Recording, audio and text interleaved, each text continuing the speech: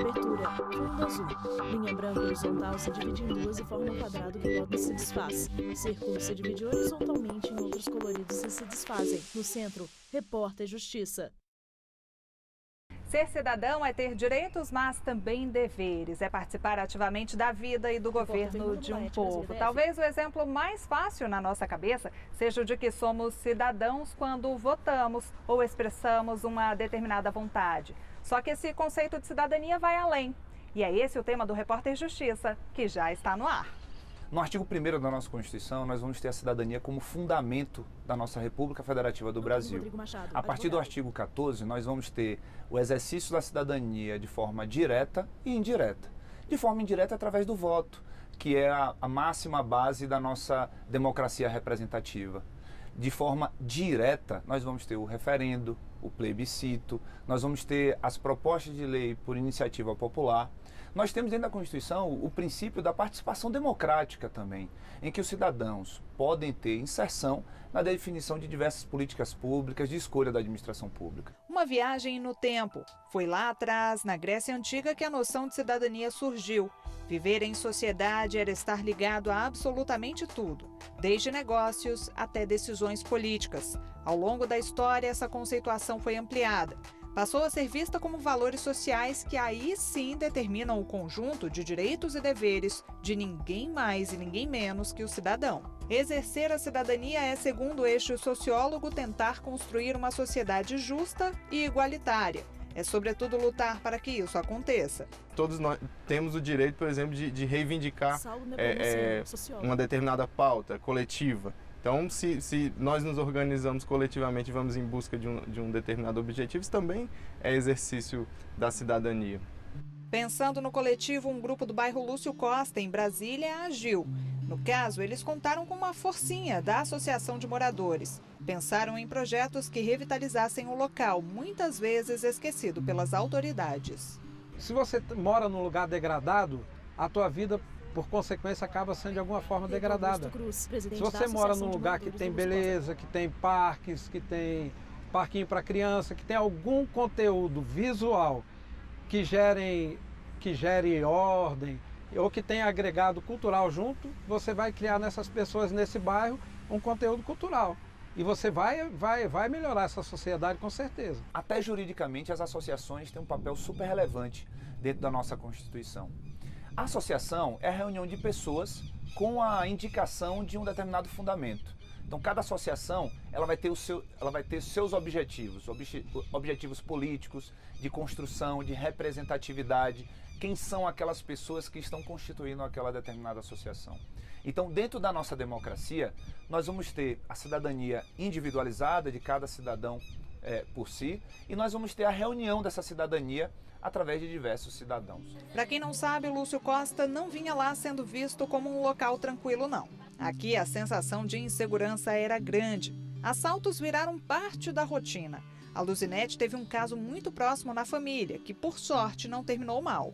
Já era tarde da noite quando a filha de Luzinete voltava da faculdade. Ao descer do ônibus, foi abordada por um rapaz numa bicicleta. Armado com uma faca, ele anunciou o assalto. Partiu para cima da moça, que teve ferimentos no braço. A notícia tomou grandes proporções. Era preciso acabar de vez com a onda de violência. Os moradores decidiram então, por conta própria, aumentar a iluminação na área e revitalizar todas as paradas de ônibus do bairro. Ele roubou tudo que ela tinha. Oliveira Fernandes, e a partir desse fato triste, teve todo um envolvimento da associação e dos moradores. No caso da minha filha, a primeira parada a ser revitalizada foi aonde ela foi atacada.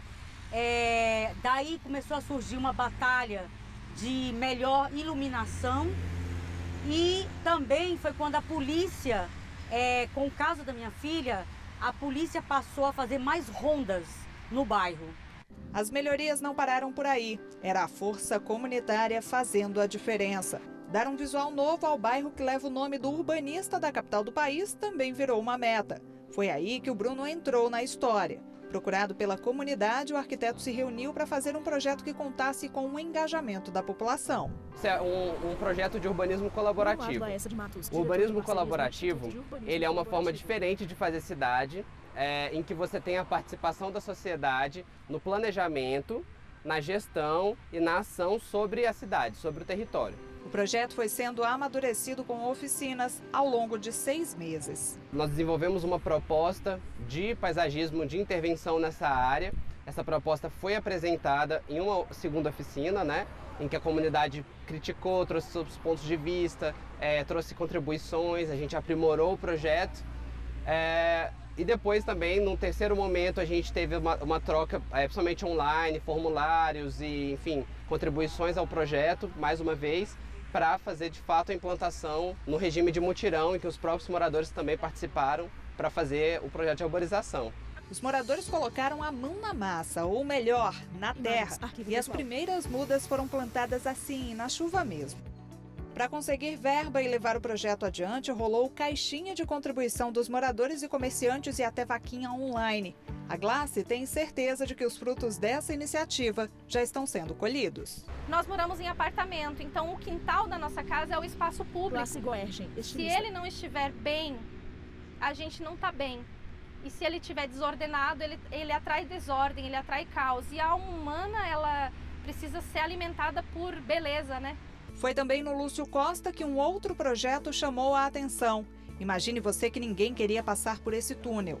Aqui, vários crimes foram cometidos, incluindo um assassinato. Mas graças ao Marco Aurélio e ao Gustavo, isso começou a mudar. Nós somos produtos do meio. E por que não mudar o meio? Aí eu me incomodava muito com a sujeira das paredes, do local, um local abandonado, né?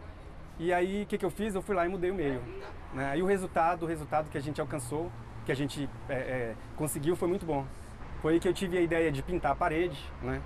Foi um trabalho bem... para um cara que nunca pintou nada, né? Eu cheguei na parede, comecei a pintar e vi que estava ficando legal, vi que o resultado ia ser legal.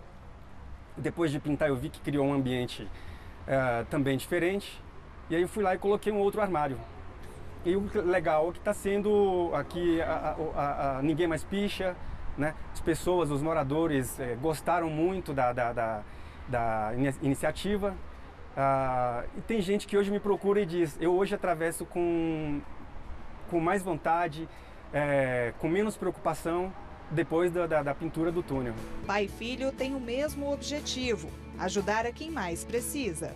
Desde de pequeno, meu pai sempre me ensinou a ajudar as pessoas. Sempre que pudesse, eu poderia ajudar as pessoas. Eu sempre busco no meu tempo livre essa ajuda. Pintura nos trinques, armário ajeitado, nas prateleiras, doações de todo tipo. E onde tem ajuda, tem a dona Rosenir. Ela organiza as roupas, dobra tudo com carinho. Na vida dela, esses atos de caridade começaram bem cedinho. Eu já morava no interior, né? Aí minha casa do meu pai era fazenda de rancharia. Aí eu já juntava aquelas coisas, castanha, buriti, essas coisas, para dar para os rancheiros que passavam, né? Então isso já começou desde pequena.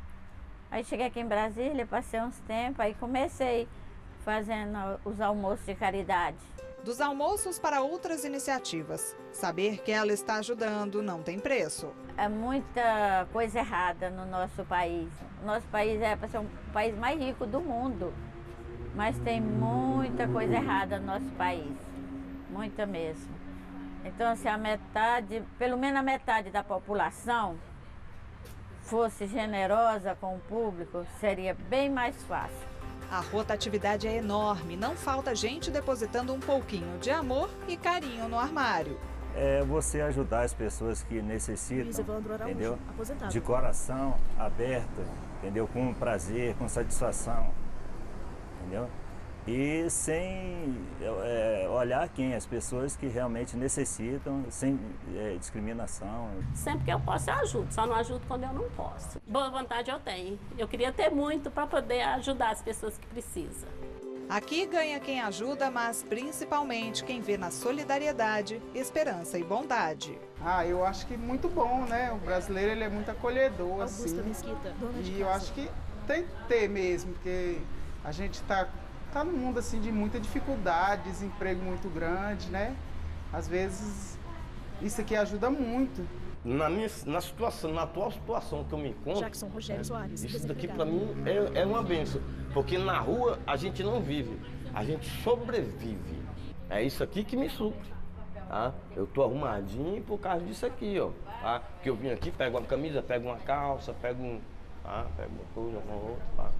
Do Lúcio Costa, o projeto do Marco Aurélio ganhou novos ares. Também pode ser visto na rodoviária do Plano Piloto e no setor comercial sul, 2 áreas de grande movimento em Brasília. É aquela história do beija-flor, né? Você vai lá, joga um pouquinho de água com seu biquinho pequeno.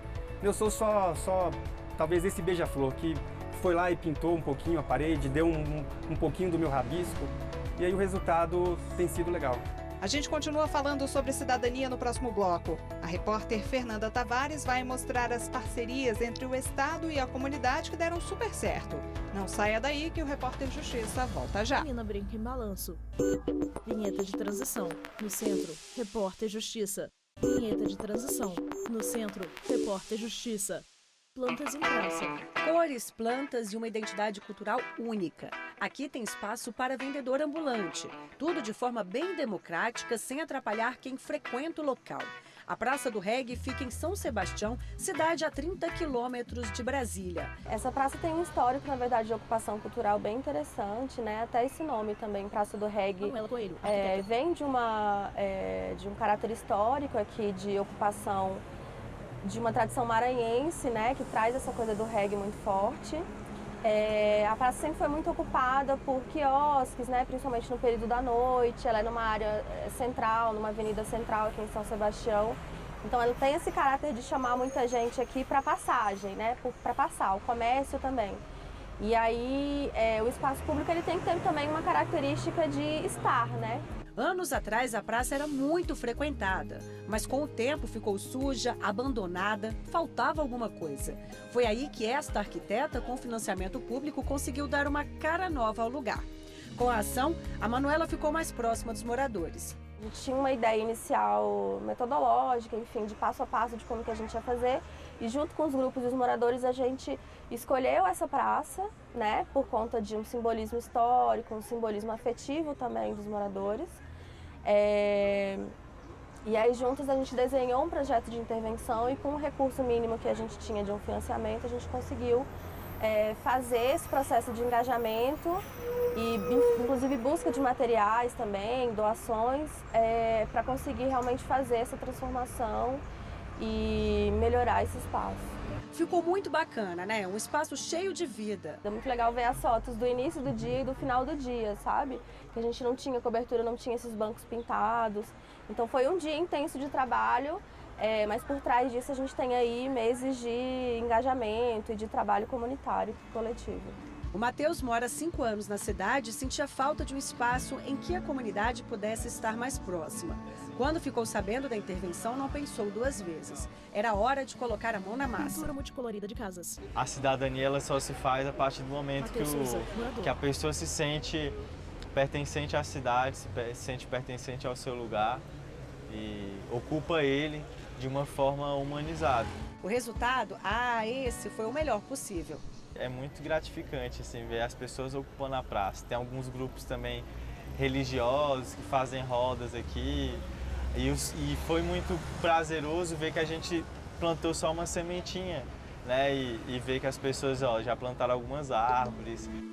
Agora vamos para o centro de Brasília. Quem vê este parquinho repleto de crianças nem imagina que antes ele estava bem degradado, representando perigo para quem parasse por aqui. Angustiada com a situação, uma moradora teve uma ideia. Com uma moradora, ela estava grávida. Juliana Abraão, e arquiteta. realmente aqui na quadra a gente não tinha opção. Era um parquinho super abandonado, os brinquedos super deteriorados. A gente ia sempre para as quadras vizinhas, se deslocar bastante, né? Às vezes, momento de chuva, então era bem complicado. E aí ficava nessa, mas a gente, então ela, grávida, acho que, né, pensando já assim no futuro, ela colocou uma faixa na entrada da quadra pedindo ajuda para reformar o parquinho.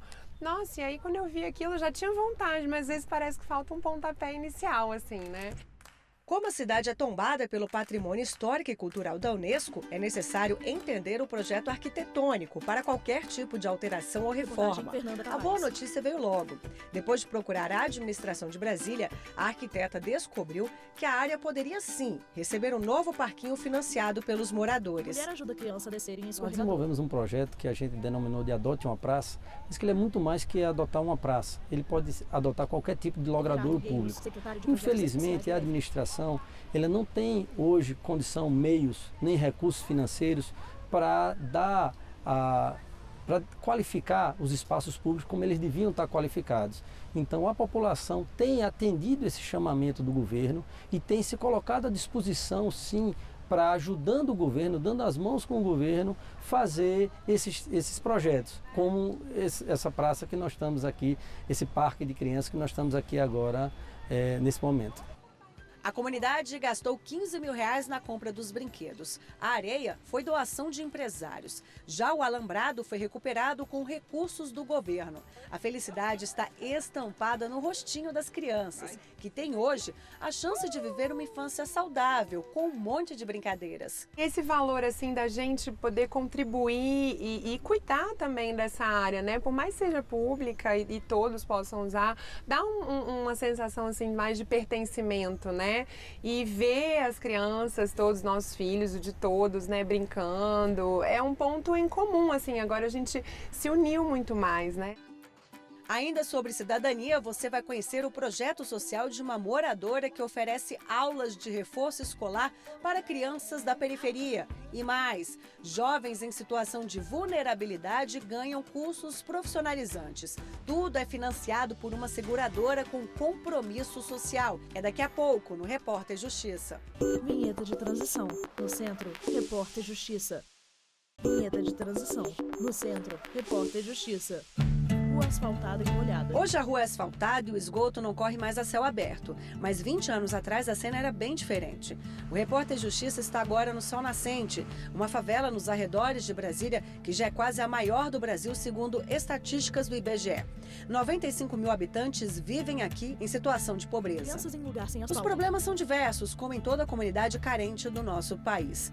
O nível de escolaridade dos moradores é preocupante, principalmente o das crianças, que muitas vezes deixam de estudar porque faltam creches, escolas. A Margarida mora na região há 30 anos e sabe muito bem o que é isso. Decidiu fazer algo novo e começou pela base. Criou então um jardim de infância. A necessidade fez a hora. Margarida da Silva, idealizadora então, do projeto. Nós, naquele momento, a necessidade era ter onde ficar nossas crianças. Escola, no Penorte, QNQ.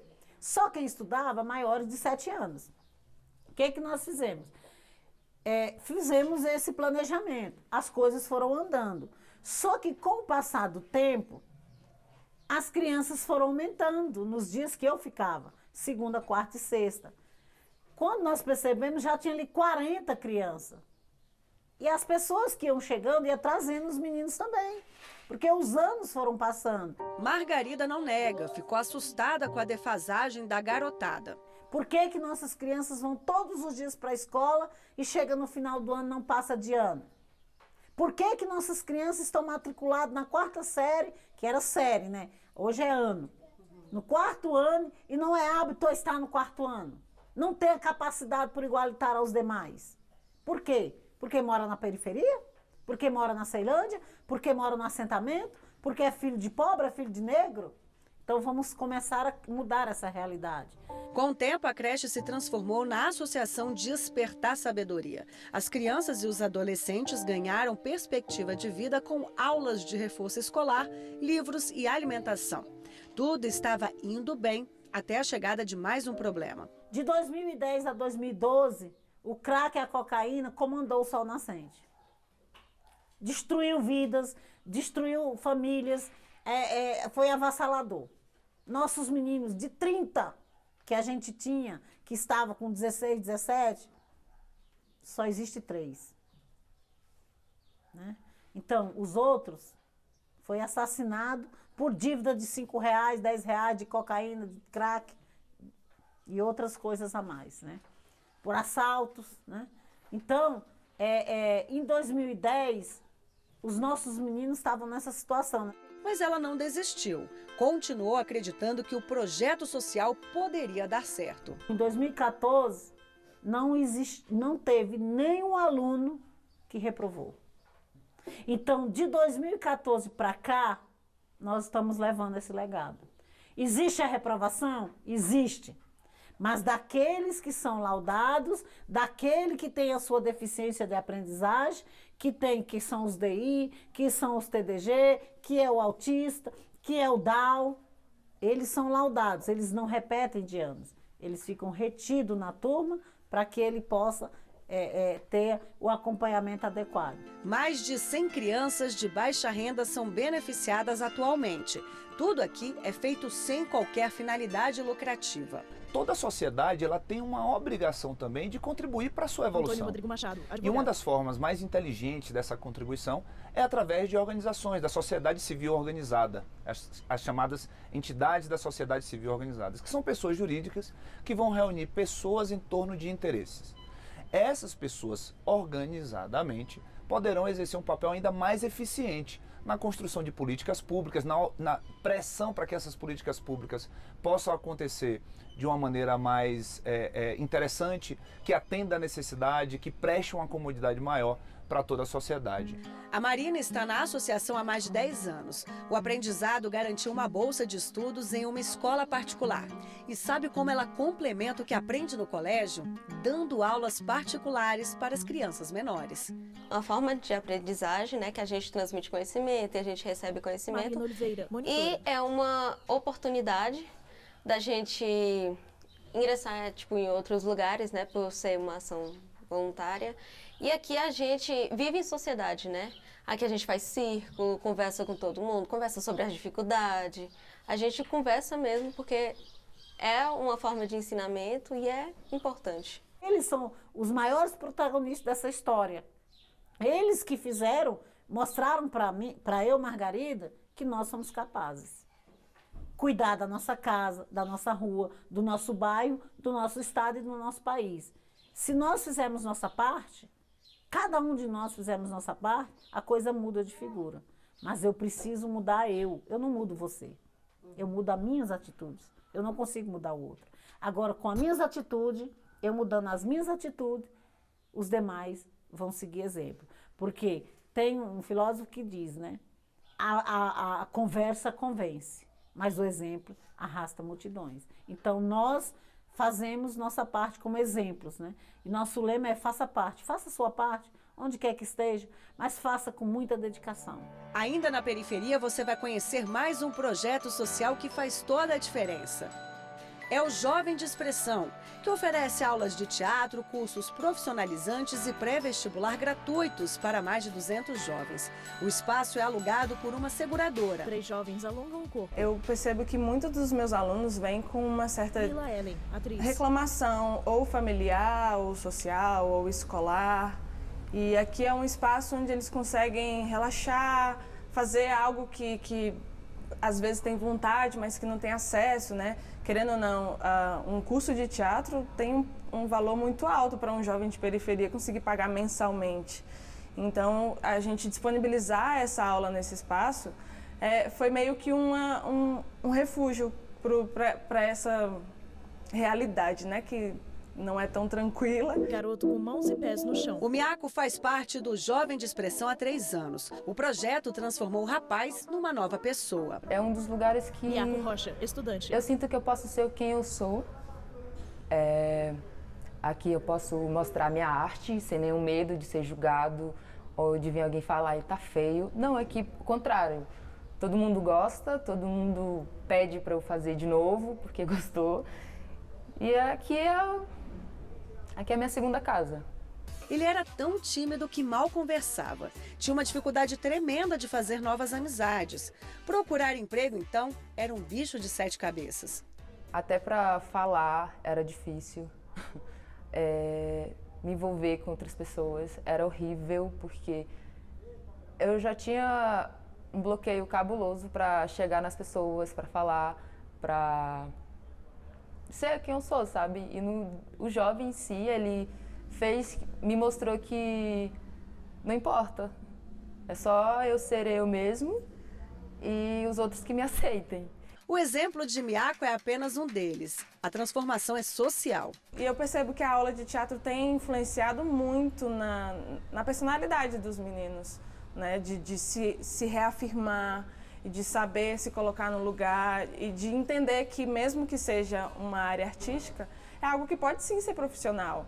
E não necessariamente estar atuando em frente a uma tela, sabe? O jovem, ele necessita de alguém que acredite que independente do que ele quer ser, que ele pode ser. E muitas vezes esse apoio não vem da família, não vem da escola, a gente sabe como é precário o apoio escolar.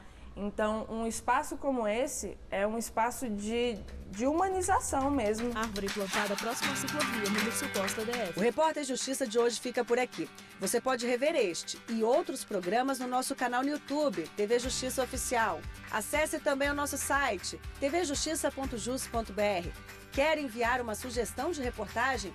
Mande aí sua dica. É no e-mail reporterjustiça@stf.jus.br.